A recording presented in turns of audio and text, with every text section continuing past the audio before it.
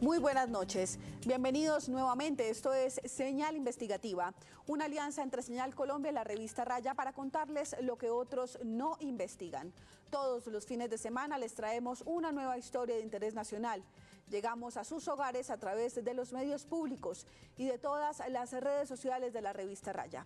Como todos los fines de semana me acompaña en la mesa Edinson Bolaños, director de la revista Raya. Edinson, buenas noches. Buenas noches, Joana, y buenas noches a todos los que se conectan a esta hora a través de las redes sociales de la revista Raya y de Señal Colombia. Los leemos con el numeral Señal Investigativa. Empecemos. Hace casi un año, Donald Trump regresó a la Casa Blanca con el respaldo del Partido Republicano y de su movimiento Make America Great Again, o MAGA, que agrupa a los sectores más conservadores de la política estadounidense. Durante décadas, esas corrientes han tejido alianzas con grupos ideológicamente afines a Colombia, Venezuela, Cuba y otros países de América Latina.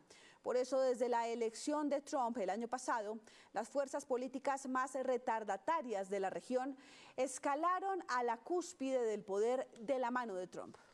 Estos mismos políticos colombianos y venezolanos que hoy influyen directamente en las decisiones de Trump tienen una característica en común. No han rechazado los recientes bombardeos contra lanchas en el Caribe, cuyas acciones han sido catalogadas como ejecuciones extrajudiciales, ni las amenazas de intervenir militarmente a Colombia o Venezuela. Tampoco han rechazado las acciones del gobierno de Israel en Gaza, que ha dejado decenas de miles de personas asesinadas, entre ellos miles de niños. Todo ese escenario ocurrió en menos de un año del gobierno Trump. Donald Trump inició su mandato con una ola de indultos que benefició a más de 1.500 republicanos y miembros de grupos extremistas involucrados en el asalto al Capitolio en enero de 2021, quienes ingresaron por la fuerza, causando daños y amenazando a congresistas demócratas. Muchos enfrentaban procesos judiciales que no alcanzaron a llegar a sentencia porque el presidente Trump los perdonó anticipadamente, enviando un mensaje de impunidad que marcó el tono del inicio de su segundo gobierno en enero pasado. Ese mismo tono se ha extendido a su política exterior. Trump ha recurrido a la presión y a las sanciones para presionar a los países aliados y a los adversarios en el marco de su agenda MAGA, basada en el proteccionismo y la prioridad absoluta de la economía estadounidense.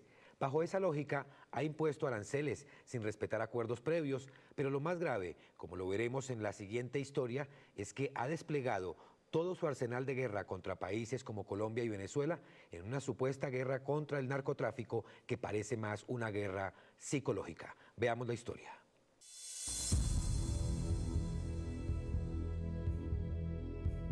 Estas imágenes impactantes le han dado la vuelta al mundo. La misma escena se ha repetido una y otra vez desde el 2 de septiembre pasado contra 20 lanchas rápidas que explotaron en llamas en puntos aún no identificados del Mar Caribe y del Océano Pacífico. Cada explosión es el rastro mortal de la nueva guerra emprendida por los Estados Unidos, apelando al viejo pretexto de combatir el tráfico de drogas. We knocked off actually 3 boats, not 2, but you saw 2. And the problem is there are very few boats out in the water. There are not a lot of boats out in the water. I can't imagine why. Not even fishing boats. There's nobody. Nobody wants to go take a fish. So it's one of those things. But Las víctimas ya se calculan en 76, incluyendo a desaparecidos y un presunto sobreviviente que habría sido socorrido por la Marina Mexicana tras la activación del protocolo de rescate. Hoy nos lo informó el secretario de Marina, un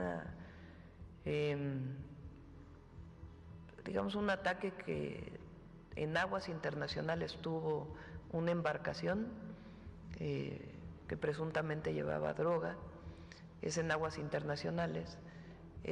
Parece que quedó un sobreviviente y la Marina, pues por razones humanitarias y dentro de los tratados internacionales, decidió rescatar a esta persona.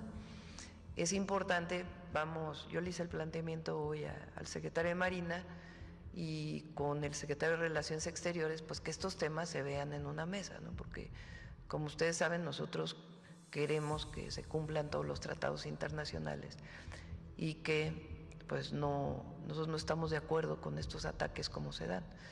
En algunos casos se trataría de pescadores inocentes sin ninguna relación con el tráfico de drogas, como lo denunció en señal investigativa la familia de Alejandro Carranza, un pescador samario víctima de los bombardeos. La familia de Alejandro Carranza, el pescador que se encuentra desaparecido aproximadamente desde el 12 de septiembre, ya va a cumplir 2 meses, ¿no es cierto? 2 meses.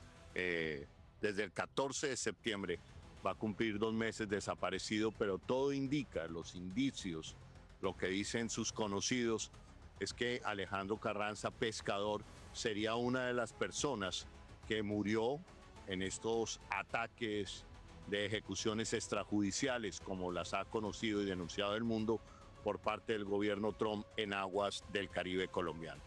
Que se haga justicia, porque todos somos seres humanos y no merecemos esa muerte.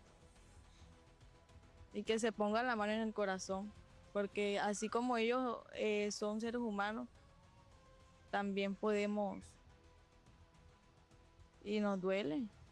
Claro, claro que duele. Precisamente, Zaine, el presidente de la República, Gustavo Petro, ha dicho que esto no se puede quedar impune, que Colombia va a protestar y está rechazando esta actitud del gobierno Trump. ¿Tú qué le dices al presidente de la República?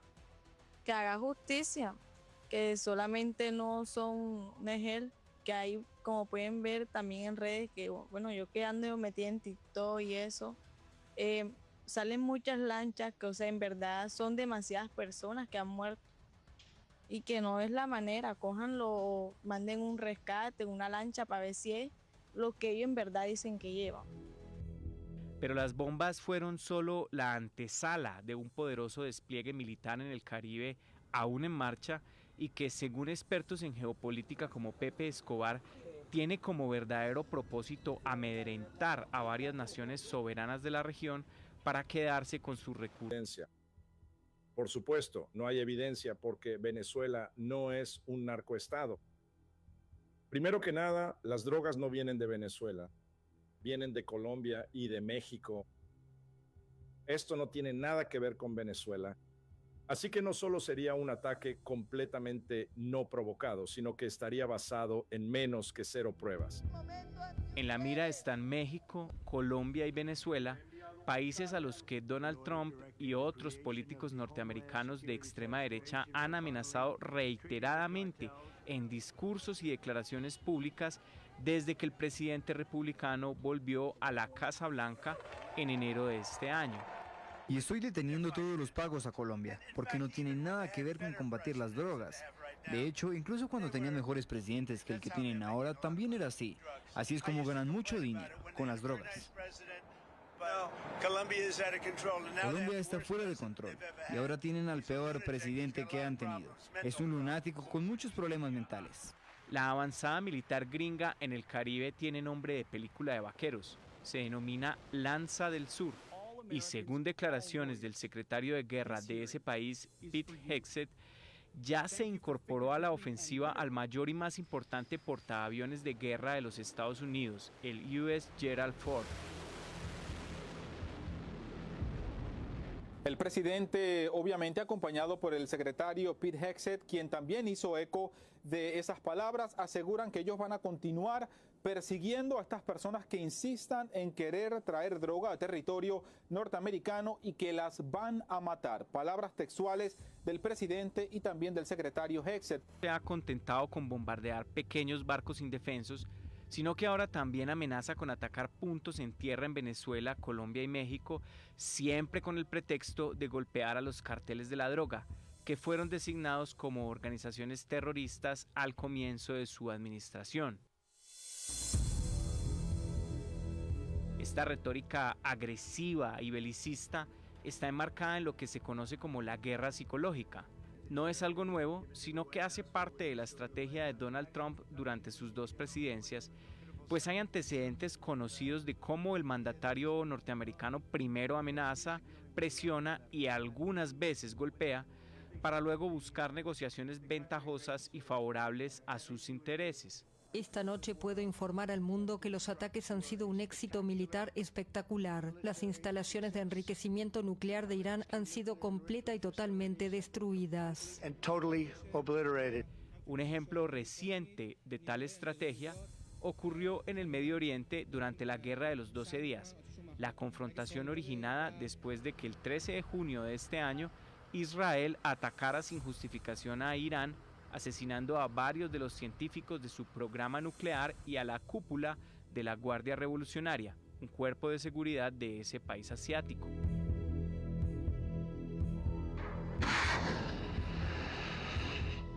Hasta el último momento, Trump amenazó con entrar en la confrontación para apoyar a Israel, incluso intimidando a la población civil de Teherán tras advertir que debían evacuar la capital iraní, donde viven cerca de 10 millones de personas. Lo he dicho una y otra vez, todo el mundo debería evacuar inmediatamente Teherán. Al final, Trump entró en la guerra en los últimos días, el 22 de junio. Ordenó el bombardeo de las instalaciones nucleares iraníes con los famosos aviones de combate B-52 y al mismo tiempo que lanzaba las bombas, su gobierno presionaba a los israelíes para que detuvieran la confrontación. Aunque Irán respondió a los Estados Unidos bombardeando a su vez la mayor base militar norteamericana en Medio Oriente, ubicada en Qatar, Trump no tomó represalias y el conflicto se detuvo. Trump había hecho algo similar el 7 de abril del 2017 durante su primera presidencia, cuando ordenó bombardear una base aérea del ejército de Bashar al-Assad durante la guerra civil en Siria. Este ataque fue más simbólico que contundente y al parecer tenía el ánimo de aplacar a la opinión pública que exigía una mayor intervención estadounidense en ese conflicto. A pesar de que se usaron 59 misiles Tomahawk lanzados desde un crucero militar en el mar Mediterráneo, la operación tuvo suficiente cuidado de no matar a ninguno de los militares rusos que estaban presentes en dicha base, ni de afectar sus equipos e instalaciones. Trump ha utilizado la amenaza militar como medio de presión para lograr sus objetivos y ha llegado al punto de intimidar a países vecinos y antiguos aliados de los Estados Unidos como Canadá, una nación soberana a la que el presidente Trump dijo que podría ser anexada a los Estados Unidos. ¿Significa que también está considerando utilizar la fuerza militar para anexar Canadá? No, solo la coerción económica, porque Canadá y Estados Unidos juntos serían algo extraordinario. Si elimináramos la línea artificial que nos separa, veríamos beneficios incluso para la seguridad nacional. No olviden que nosotros prácticamente protegemos a Canadá. También hizo lo propio con Groenlandia, un extenso territorio cubierto en su mayor parte por hielo y glaciares que, aunque tiene autonomía, en realidad pertenece desde hace más de un siglo al Reino de Dinamarca. Trump ha dicho que anexar Groenlandia es estratégico para los Estados Unidos, pues esta isla en el Atlántico Norte posee enormes recursos de minerales y de tierras raras que son imprescindibles para la industria norteamericana en su competencia tecnológica con China. El pasado 10 de noviembre, otra operación psicológica se puso en marcha contra Colombia. Ese día, la revista Cambio dio a conocer unas fotografías publicadas en la página web oficial de la Casa Blanca en donde se apreciaban unas imágenes creadas con inteligencia artificial que mostraban al presidente Gustavo Petro y a Nicolás Maduro con traje naranja de presidiarios. Según la revista Cambio, el objetivo final de los Estados Unidos era poner presos tanto a Petro como a Maduro. Las imágenes estaban en la carpeta de un asesor de Donald Trump, quien la dejó abierta a propósito para que su contenido pudiera ser fotografiado y expuesto. El título del documento era, entre comillas, La doctrina de Trump para Colombia y el hemisferio occidental. Además, el documento llevaba el rótulo del senador Bernie Moreno, de origen colombiano, quien ha sido un firme aliado de Trump y un fuerte crítico del presidente Gustavo Petro. Moreno es hermano del ex embajador colombiano en Washington, Luis Alberto Moreno. Entonces lo que vamos a hacer es poner la presión es contra el problema. Mire, tres cosas. Número uno, más grupos de carteles designados como terroristas. Eso es número uno. Número dos, es poner acciones contra Petro, la familia y los que los enable para ver dónde es que están sacando toda esta plata de Colombia. La filtración intencional de esta carpeta recordó otro episodio similar en el que John Bolton, ex asesor de Trump durante su primera presidencia, ofreció una rueda de prensa en la Casa Blanca el 29 de enero del 2019 portando su cuaderno de notas abierto con una aparente actitud de descuido. Sin embargo, el descuido de Bolton era intencional, puesto que la página de sus notas que quedó expuesta a las cámaras de los reporteros solo tenía la siguiente frase, entre comillas, 5.000 militares para Colombia. Los periodistas se apresuraron a fotografiar el documento y aquello generó una avalancha de especulaciones sobre la posible invasión militar de los Estados Unidos a Venezuela a través de Colombia, ya que la aparición del exconsejero de Trump ante los medios ocurrió en medio de fuertes tensiones con ese país justo después de una reunión con altos funcionarios en Washington para concretar sanciones a Venezuela y su empresa estatal petrolera PDVSA. ¡Militar venezolano! Un año después tuvo lugar la célebre Operación Gedeón, una intentona golpista con mercenarios y exmilitares norteamericanos cuyo propósito era infiltrarse en Venezuela desde Colombia para derrocar o asesinar a Nicolás Maduro. Esta operación se desarrolló los primeros días de mayo del 2020 y fue apoyada subrepticiamente por el gobierno de Iván Duque, aunque fracasó y sus integrantes fueron capturados por las Fuerzas Armadas venezolanas.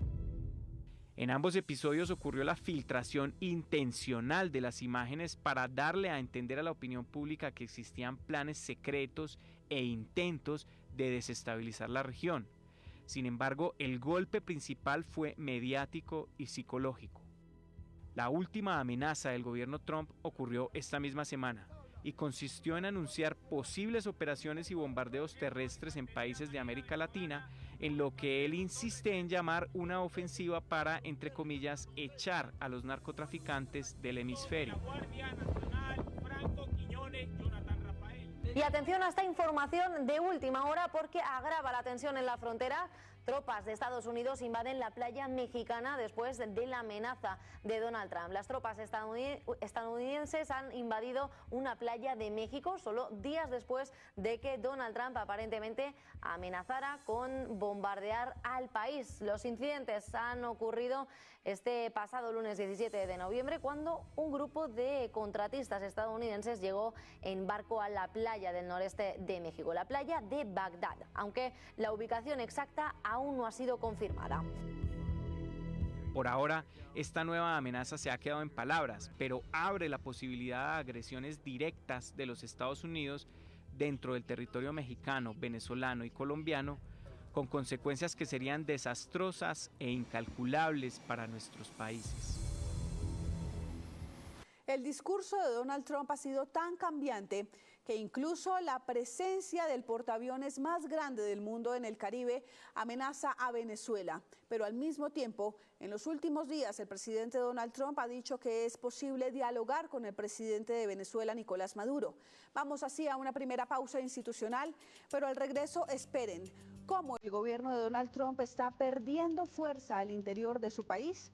Ya regresamos.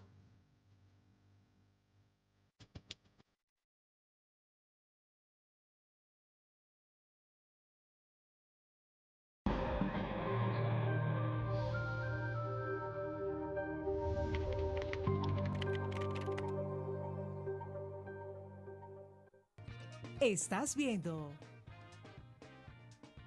Señal Investigativa. Señal Colombia, la señal de la paz. En Cine Hecho en Colombia, vea el domingo 23 de noviembre a las 11:15 de la noche Apaporis, Secretos de la Selva. Un viaje por la selva amazónica colombiana, desde Mitú hasta el río Apaporis, siguiendo los pasos del etnobotánico norteamericano Richard Evans Schultz, por paisajes paradisíacos que revelan secretos milenarios y cuestionan la desaparición de lenguas y saberes indígenas. Schultz fue fotografiado con ellos como testimonio de su convivencia con los hombres de la selva. Apaporis, Secretos de la Selva, en Cine Hecho en Colombia. Un espacio para ver, recordar y disfrutar el cine nacional. Domingo 23 de noviembre a las 11:15 de la noche. Por Señal Colombia, la señal de la paz. ¿Qué es el uso en el marco del crimen del reclutamiento de niños, niñas y adolescentes por parte de grupos armados? Es cuando una persona promueve o facilita que un niño, niña o adolescente cometa un delito, como transportar armas, microtráfico, cobro de extorsiones, etc. Estas acciones exponen la niñez a la violencia, arrebatan su infancia y constituyen una grave violación de los derechos humanos y es un delito establecido en el Código Penal. Comisión de Regulación de Comunicaciones. Para Oscar, breve es un 2x3. Porque ahora le llega la plata para pagar la cancha. Más rápido que el flaco amarrándose los zapatos. Así, breve. Úsalo ya. Envía y recibe pagos con Breve. Así, breve. Consulta con tu entidad financiera. Comisión de Regulación de Comunicaciones. Estás viendo Señal Investigativa. Señal Colombia, la señal de la paz.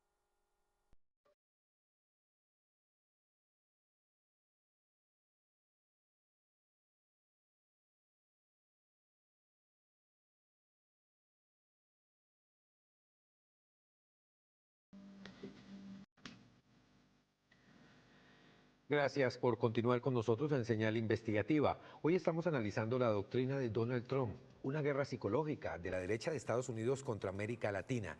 Ya veíamos en la primera parte de este capítulo cómo desde el gobierno Trump se ha intimidado y amenazado a diferentes países para presionarlos y obligarlos a ceder a los intereses de Estados Unidos. Así es, Edinson y televidentes, pero hay que decir que Donald Trump ha venido perdiendo poder en los últimos meses al interior de su país. En menos de un año, Donald Trump ha perdido respaldo, pues las encuestas muestran que solo un 38% de los estadounidenses lo respaldan. Además, el Partido Republicano ha mostrado fracturas visibles y choques en el Congreso por los bombardeos en el Caribe y el paro de los controladores aéreos. Incluso las últimas elecciones locales marcaron varias derrotas para Trump y su Partido Republicano. En Nueva York, su ciudad hogar, ganó un socialista que se opone a sus políticas y en diferentes estados como Virginia y California perdió ampliamente el poder de los electores. Veamos cómo se ha debilitado Trump en los últimos meses en medio de masivas protestas en diferentes ciudades de los Estados Unidos. La era dorada de Estados Unidos comienza ahora. A partir de hoy, nuestro país va a florecer y será respetado en todo el mundo. Seremos la envidia de todos los países y no vamos a permitir que se nos abuse nuevamente. I, Donald John Trump, do solemnly swear. Donald Trump inició su segundo mandato el 20 de enero de 2025 bajo la promesa de corregir los problemas económicos que, según él, habían afectado a los hogares estadounidenses durante la administración del demócrata Joe Biden. So help me God. So help me God. Congratulations, Mr. President. Nuestra soberanía será reclamada, nuestra seguridad será restaurada, la justicia será nuevamente equitativa. No se utilizará entonces el Departamento de Estado como un arma. Eso va a acabar. Nuestra principal prioridad será crear un país orgulloso, próspero y libre. En su discurso de posesión insistió en reducir costos de energía, impulsar el empleo y restaurar la eficiencia del gobierno federal, con el Partido Republicano todavía mayoritariamente alineado con su casa, la Casa Blanca. Proyectó un inicio de gestión sin fricciones internas. Vuelvo a la presidencia seguro, optimista, de que estamos empezando una nueva era de éxito de todo el país. Una era de cambios que llegará a todo el país. Estados Unidos tiene la oportunidad de aprovechar esta oportunidad como nunca antes. Primeramente, debemos ser sinceros sobre los retos que enfrentamos. no pueden ser enajenados por este gran impulso que el mundo está viendo ahora en Estados Unidos de América. Estamos reunidos y nuestro gobierno está enfrentando una crisis de confianza. Durante muchos años, el establishment corrupto ha sacado el poder de nuestros ciudadanos, uno de los pilares de nuestra sociedad. Están arruinados, no estaban preparados, no podían manejar ni siquiera una simple crisis en el país y estaban involucrados en catástrofes en otras partes del mundo. Sin embargo, a pocas semanas de instalado el nuevo gabinete, comenzaron a surgir señales de tensión dentro de las agencias federales y en los primeros indicadores de la opinión pública. Trump ordenó a las agencias federales cooperar con el Departamento de Eficiencia Gubernamental del millonario Elon Musk con despidos masivos. Estipula que las agencias deberán emprender planes de reducción de plantilla a gran escala y podrán contratar tan solo a un trabajador por cada 4 que hayan despedido o abandonado el puesto. Durante enero y febrero de 2025, la administración emitió una serie de órdenes ejecutivas como la 14148, con la que revocó múltiples órdenes ejecutivas de años anteriores relacionadas con el clima y la regulación ambiental, o la orden 14162, en la que Estados Unidos se retira de compromisos internacionales climáticos como el Acuerdo de París, y otras enfocadas a reversar regulaciones ambientales y reorganizar estructuras internas en el Departamento de Justicia, Seguridad Nacional y Energía. Ahora, desde la presidencia de Estados Unidos, está instrumentalizando el sistema judicial para recompensar a sus partidarios y castigar a sus enemigos. Uno de sus primeros actos en su nuevo mandato fue indultar a los procesados por el asalto al Capitolio hace 4 años. Además, su Departamento de Justicia retiró los cargos contra el alcalde de Nueva York, Eric Adams. La fiscal principal renunció diciendo que la medida parecía un favor a cambio de la cooperación de Adams en las prioridades de la administración Trump. Con estas decisiones quedó reafirmado que Trump niega la existencia del cambio climático y, por tanto, se niega a luchar para defender el planeta. De acuerdo con reportes de Reuters, estas decisiones implicaron la salida inmediata de más de 160 empleados del Consejo de Seguridad Nacional y la reasignación de unos 20 abogados de carrera del Departamento de Justicia, lo que generó inquietud interna acerca de la capacidad operativa de las agencias. El presidente republicano lleva menos de una semana en el cargo, pero la ola de demolición que ya ha llevado a partes del gobierno de Estados Unidos ha provocado un gran impacto en gran parte de la burocracia federal estadounidense.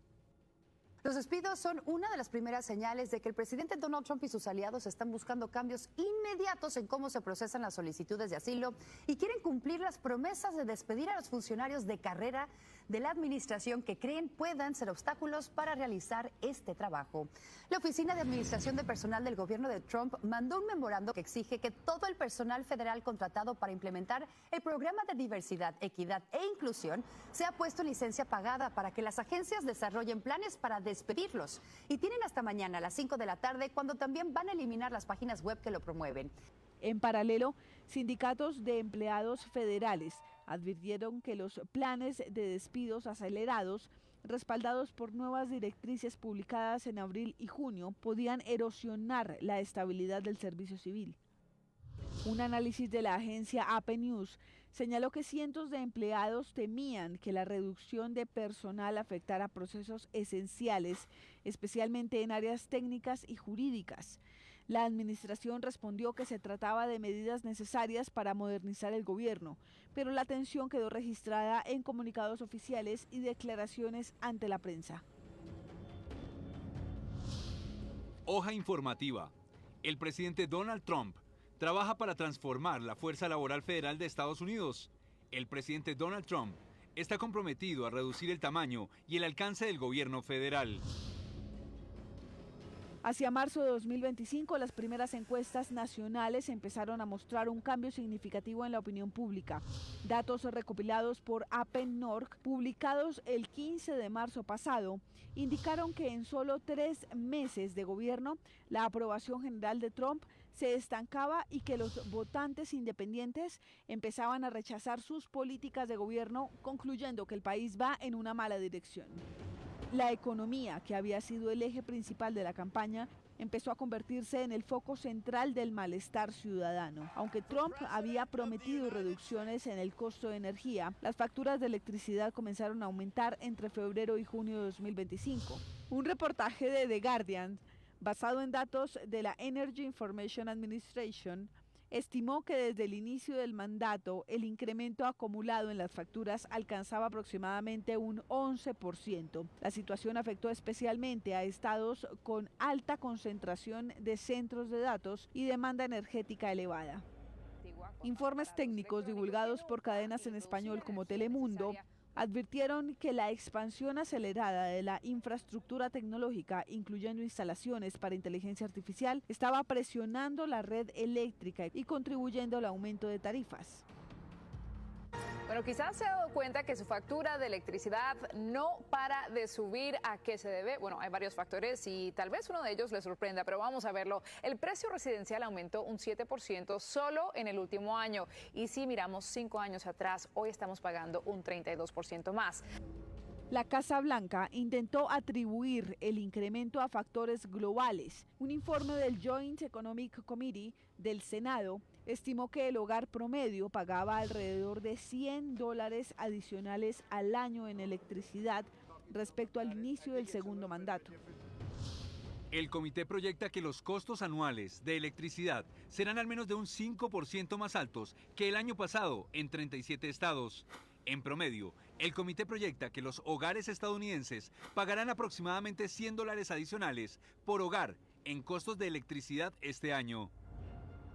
Pero la pérdida del poder de Trump en los Estados Unidos no se queda solo en los incumplimientos a su electorado. Entre junio y agosto de 2025 se evidenciaron nuevas tensiones dentro del Partido Republicano. Legisladores que anteriormente habían mostrado alineamiento con Trump comenzaron a distanciarse en temas sensibles. El caso más notorio ocurrió durante el debate sobre la publicación de documentos relacionados con el caso de Jeffrey Epstein, que podría revelar nombres, conexiones y detalles sensibles sobre personas que tuvieron algún tipo de relación con el millonario acusado de operar una red de explotación y tráfico sexual de menores. En un principio, Trump calificó los esfuerzos por divulgar los archivos como un engaño demócrata, aunque varios congresistas de su propio partido apoyaron la iniciativa, convirtiendo el momento en uno de los primeros quiebres visibles entre el presidente y figuras influyentes de su bancada en el Congreso, por lo que terminó cambiando su postura y pidió a los republicanos votar a favor de la divulgación de los archivos. Es posible que los files de Epstein puedan debilitar un poco al presidente y abrir brecha para que los representantes tengan un poco de más poder dentro del partido y en el Congreso.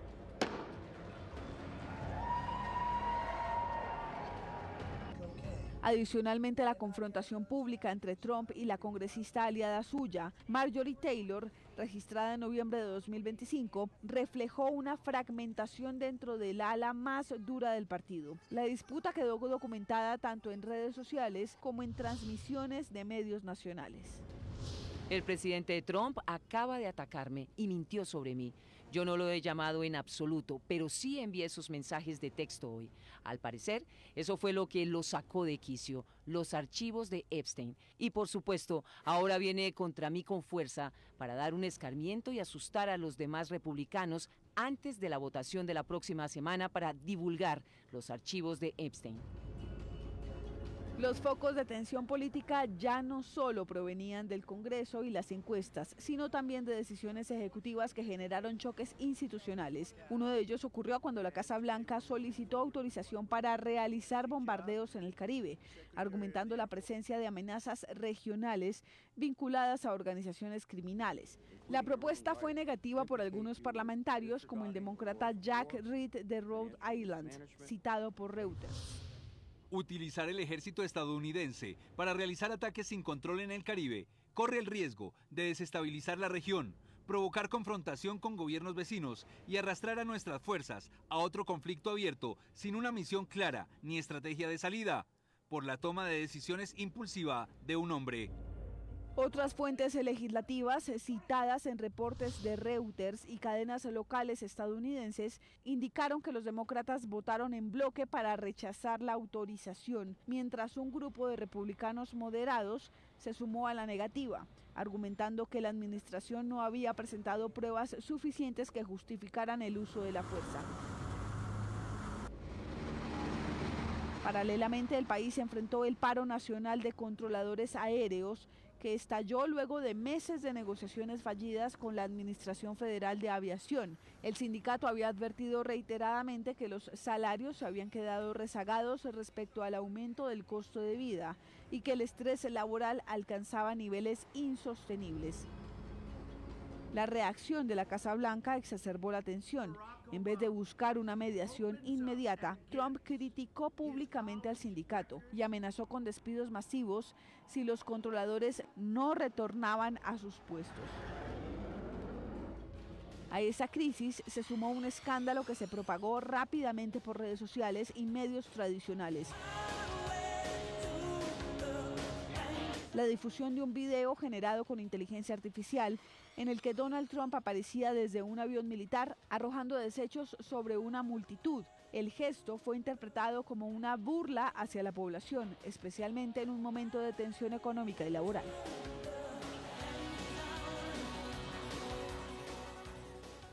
Las últimas críticas a Trump, que reforzaría la tesis sobre su pérdida de poder en los Estados Unidos, las registró la periodista Patricia Yaniot en su cuenta de X, cuando mostró este video en el que una periodista cuestionó la presencia del príncipe de Arabia Saudita en la Casa Blanca sobre la muerte del periodista Jamal Khashoggi, quien fue asesinado y desmembrado en el consulado saudita en Estambul. Su Alteza Real, los servicios de inteligencia estadounidense han llegado a la conclusión de que usted orquestó el brutal asesinato de un periodista. Las familias de las víctimas del 11S están furiosas por su presencia aquí en el despacho Oval. ¿Por qué debería confiar en usted los estadounidenses? En lo que respecta a este caballero, ha hecho un trabajo fenomenal. Usted mencionó a alguien que era extremadamente controvertido. A mucha gente no le gustaba ese caballero del que usted habla. Le gustaba o no le gustara, las cosas pasan. Pero él no sabía nada al respecto y podemos dejarlo así. No tiene por qué avergonzar a nuestro invitado con una pregunta como esa. Aunque Trump mantiene poder formal y apoyo entre su base, su margen de influencia política se ha reducido significativamente. Las tensiones internas, el deterioro económico y las advertencias institucionales convergieron para definir un segundo mandato, al parecer, marcado por la pérdida progresiva de cohesión y legitimidad.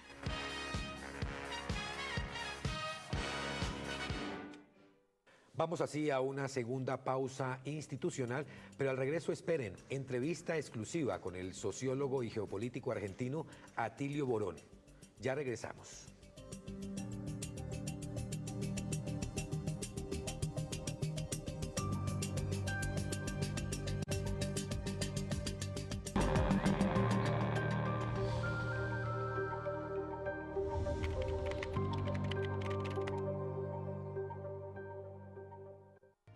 Estás viendo Señal Investigativa. Señal Colombia, la señal de la paz.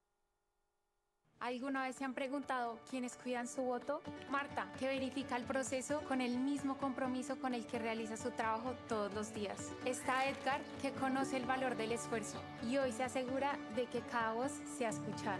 Y Alberto, que se informa, elige y hace valer su voto porque entiende que confiar es actuar. Un voto de confianza no se le da a cualquiera, se le da a quienes hacen posible la democracia. Registraduría Nacional, Democracia en Acción. Comisión de Regulación de Comunicaciones. Los Juegos Bolivarianos se ven por Señal Colombia, la señal de la gente.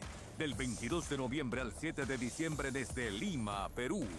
No se pierda las medallas, los títulos y los récords de nuestros deportistas en el evento de arranque del ciclo olímpico para Colombia. Solo por RTBC, Sistema de Medios Públicos. Juegos Bolivarianos por la señal de la gente.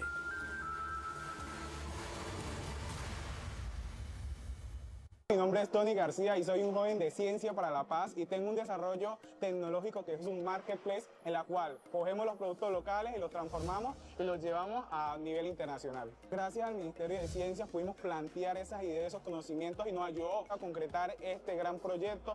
Hago un llamado a la juventud para que crean en jóvenes de Ciencia para la Paz.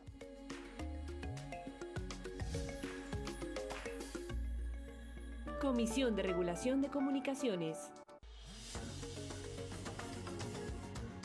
Nuestro sueño, la verdad, ha sido ser unos grandes científicos, aprender a explorar más, saber más sobre tecnología, lo científico, todo eso.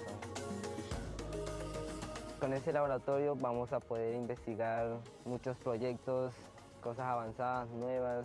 Para nosotros es novedoso y estamos felices. Con dignidad cumplimos. Comisión de Regulación de Comunicaciones. Este domingo 23 de noviembre, Señal Colombia presenta el gran estreno de Máquina de Guerra, la historia de Uber Vánquez Martínez, alias Juancho Dique, excomandante paramilitar, el hombre que confesó 565 crímenes. En esta finca en Palmar, calculo más o menos pueden haber unas 5.000 personas enterradas. Puede ser que esta es la fosa más grande de Colombia. Un documental dirigido por Katia Ospino, que desciende a las raíces de la guerra en los Montes de María, donde se enfrentará a un territorio herido y una verdad dolorosa. Mi nena era una niña alegre, burlona, ya no tengo nada de eso. Conmigo acabaron una parte de eso. Máquina de Guerra, gran estreno, domingo 23 de noviembre, 9 de la noche, por Señal Colombia, la señal de la paz. Estás viendo Señal Investigativa. Señal Colombia, la señal de la paz.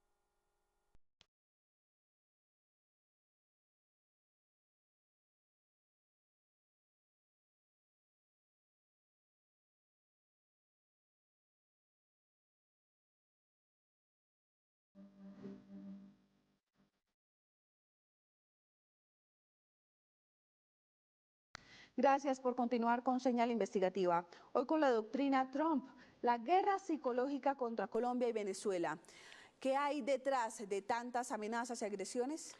Como nunca antes en el último siglo, la hegemonía unilateral de Estados Unidos es amenazada por el emerger de China. El gigante asiático no solo se ha convertido en el principal motor de la economía global y en el líder de la mayoría de tecnologías de punta, sino además se ha convertido en un defensor de la multipolaridad y la arquitectura de las instituciones internacionales creadas por Occidente, desde la ONU hasta las instituciones garantes del comercio mundial. Ese desafío de China, que parece no tiene vuelta atrás, tiene un escenario vital de disputa para los Estados Unidos y es América Latina. Washington considera el hemisferio occidental y las Américas su feudo de dominio y el juego geopolítico en el Caribe busca acabar con los obstáculos que dificultan el control del vecindario. Precisamente para hablar de estos temas, vamos a conversar con Atilio Borón, sociólogo y geopolítico argentino. Fue secretario ejecutivo del Consejo Latinoamericano de Ciencias Sociales, CLACSO, y doctor en Ciencia Política de la Universidad de Harvard. Es hoy una de las personas más destacadas para entender qué hay detrás del asedio de Washington en el Caribe. Profesor Atilio Borón, muchas gracias por estar en Señal Investigativa. ¿Qué tal, Edison? Un gusto acompañarlo en esta entrevista. Entremos en materia. ¿Es una guerra psicológica lo que está viviendo Colombia y Venezuela por parte del gobierno de extrema derecha de Donald Trump, profesor Atilio? Sí, mira, la verdad que hoy en día la guerra moderna incorpora elementos que no estaban tan fuertemente anclados en la vieja forma de guerra. A ver, con esto no quiero decir de que la publicidad engañosa o la propaganda u operaciones de confusión inducidas al rival no fueron tácticas usadas desde siempre. El texto famoso del general Sun Tzu, que tiene más de 2000 años, ¿verdad? El arte de la guerra, un general chino, decía que había que tratar de confundir al adversario, engañar al adversario y de esa manera se ganaba la guerra. En los últimos tiempos Estados Unidos, a favor de todo el enorme desarrollo de los medios de comunicación y de las redes sociales, está utilizando eso permanentemente para crear un clima propicio para luego una intervención militar brutal. El ejemplo prototípico, Edison, es por ejemplo lo que ha ocurrido con la guerra de Irak. Tú seguramente recordarás que antes de que empezaran los bombardeos, la ocupación, etcétera, que costó 1 millón de muertos, no fue una cosa así tan sencilla, sino fue una verdadera masacre. Estados Unidos lo que hizo fue decir de que había armas de destrucción masiva en Irak, y cosa que era absolutamente falsa. Todo el mundo lo sabía, los inspectores de Naciones Unidas lo sabían, sin embargo ellos siguieron insistiendo en eso, es una amenaza. Saddam Hussein con armas de destrucción masiva pone en peligro la existencia de la humanidad, y bueno, y fueron y atacaron con ese pretexto. Entonces estamos ante una reedición de eso mismo. Es decir, profesor Atilio, esa imagen que vimos en la revista Cambio en días pasados, en donde un asesor del senador colombo estadounidense, Bernie Moreno, lleva una carpeta consigo, pero parece que intencionalmente muestra lo que luego se convirtió en noticia, que tenían fotos del presidente Petro y del presidente Nicolás Maduro vestidos de naranja, como si fuesen a ser puestos presos en Estados Unidos. Sí, claro, claramente es guerra psicológica, aparte de una inmoralidad, ¿no es cierto?, una inmoralidad absoluta, pero que no debe sorprendernos, digamos. Estados Unidos está en un proceso de descomposición política y moral muy significativa. Nunca se había llegado a extremos como estos, ¿no es cierto? Y el presidente Trump y sus asesores y la gente de más estrecha confianza de Trump dan cuenta de todo esto. Evidentemente, además, este senador realmente ha incurrido en no sé, yo diría casi un crimen intelectual y moral imperdonable, ¿verdad?, al presentarlos de esa manera, cuando lo más probable es que quien aparezca con ese mameluco color naranja sea el propio presidente Trump. No nos olvidemos que si él no hubiera sido electo presidente, estaría sirviendo la condena. Cuidado con ese punto, que la gente se lo olvida. Trump es un hombre, al igual que Netanyahu, que en cuanto dejan la primera magistratura van a la cárcel. Entonces, esto que ha hecho este senador realmente es una canallada, porque fíjese usted, por ejemplo, el famoso cártel de los soles, que le acusan al presidente Maduro de ser el jefe del cártel de los soles, no tiene existencia real. Yo he estado mirando los informes de la DEA en los últimos años, y la DEA hace una prolija enumeración de los principales cárteles que existen en Colombia y Venezuela, y hasta el año finales del 2024 no había ninguna mención al cártel de los soles. Es una invención, esto es Disney World, ¿no es cierto? Se inventan personajes o actores de fantasía, y mucho menos, digamos, de que Gustavo Petro sea el gran organizador de los cárteles de la droga en Colombia. Pero bueno, está el famoso dictum de Goebbels, miente, miente, que algo quede, y eso ha sido realmente muy importante en la creación de un clima que naturalice la agresión de los Estados Unidos, que realmente el único motivo, único, absoluto, que tiene Estados Unidos para hacer esta movida en contra de Venezuela es el hecho de que ese país tiene la mayor reserva petrolera del mundo. Si Venezuela, en lugar de ser la mayor reserva petrolera del mundo, tuviera la mayor productividad de aguacates del planeta, yo les puedo asegurar a usted que no habría absolutamente ningún movimiento por parte del gobierno de Estados Unidos para acabar con lo que ellos llaman, entre comillas, el régimen de Maduro. Lo hacen por el petróleo, en menor medida también por los migrantes, pero en mucha menor medida el tema de los petróleos es absolutamente decisivo. Profesor Atilio Borón, pero ¿estaría Trump detrás del petróleo de Venezuela? Sí, sí, absolutamente. Yo creo que ese es el objetivo absolutamente fundamental. Mire, me atrevería a decir que excluyente de toda esta pretensión de Donald Trump de apoderarse de Venezuela. ¿Por qué? Porque Estados Unidos tiene una dependencia petrolera muy grande. Toda su economía ha girado permanentemente en torno a los combustibles fósiles.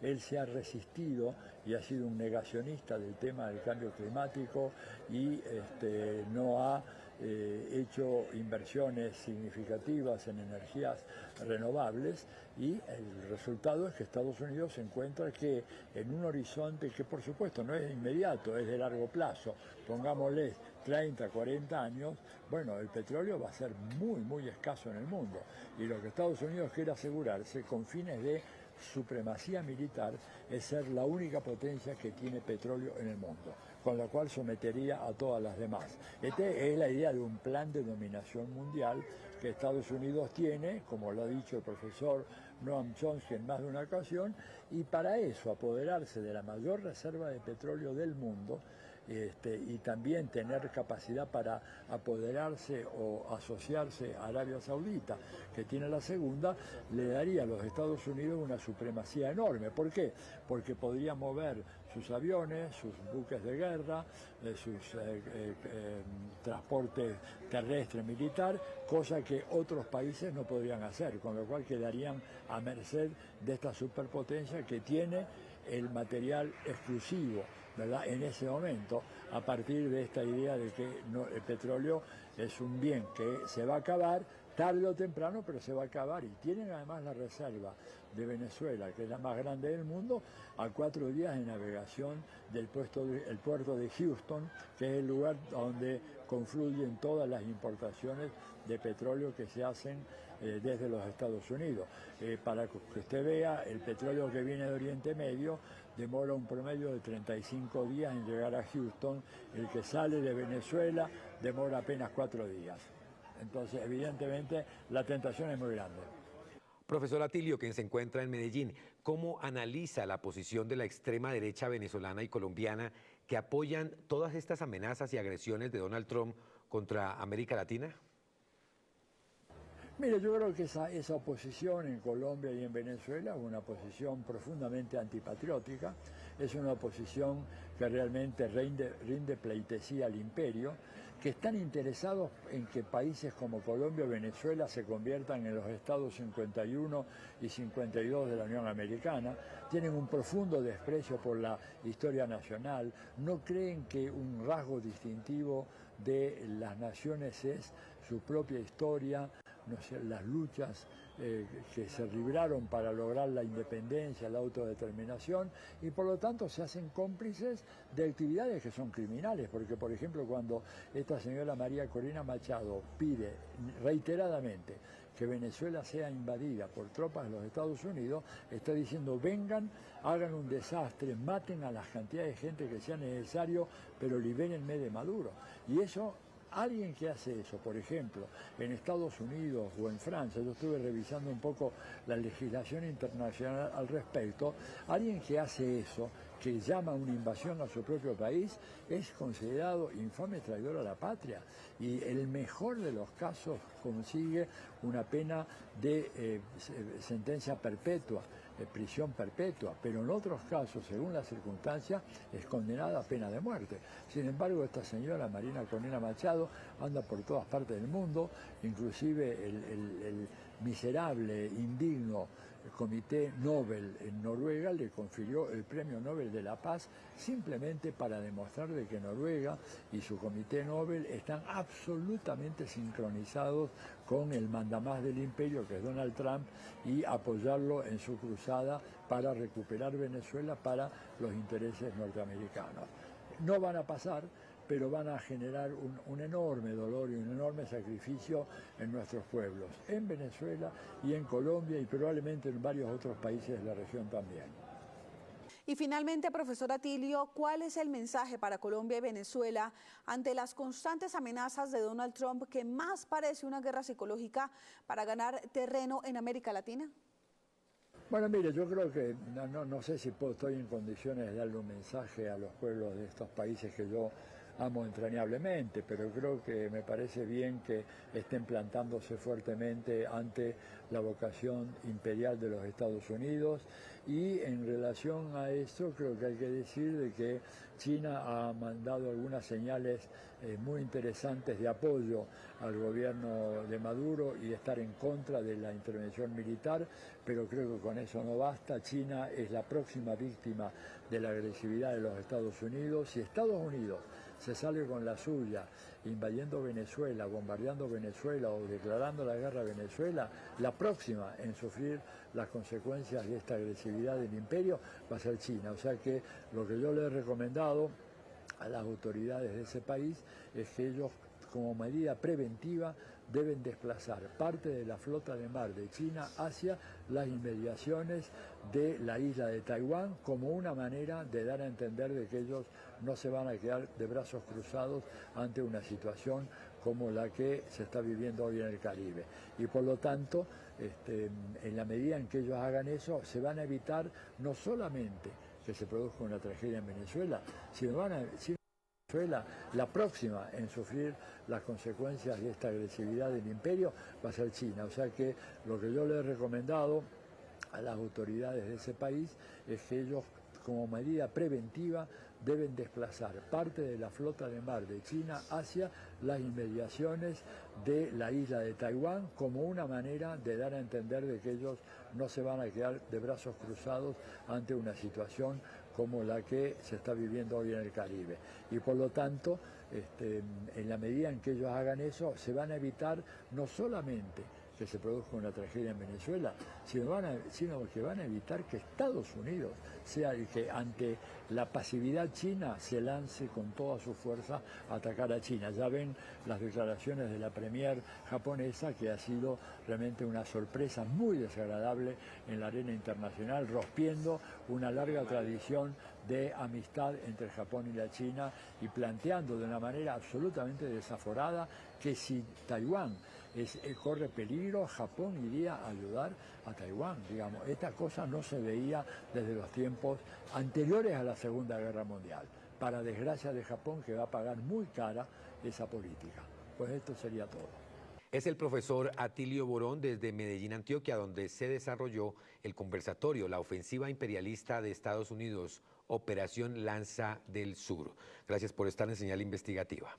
De esta manera llegamos al final de otro capítulo de Señal Investigativa. Recuerden que esta es una alianza entre Señal Colombia y la revista Raya para contarles lo que otros no investigan.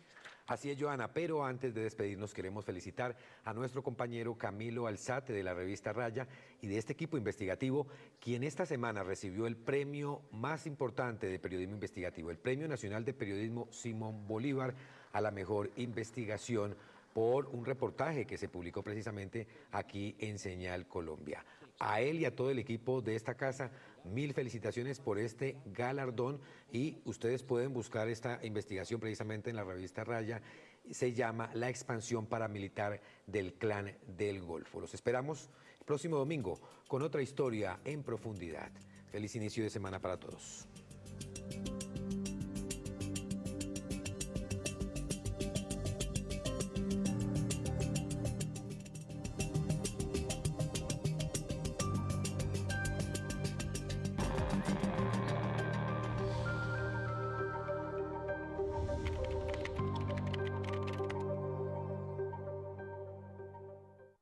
A continuación, Máquina de Guerra.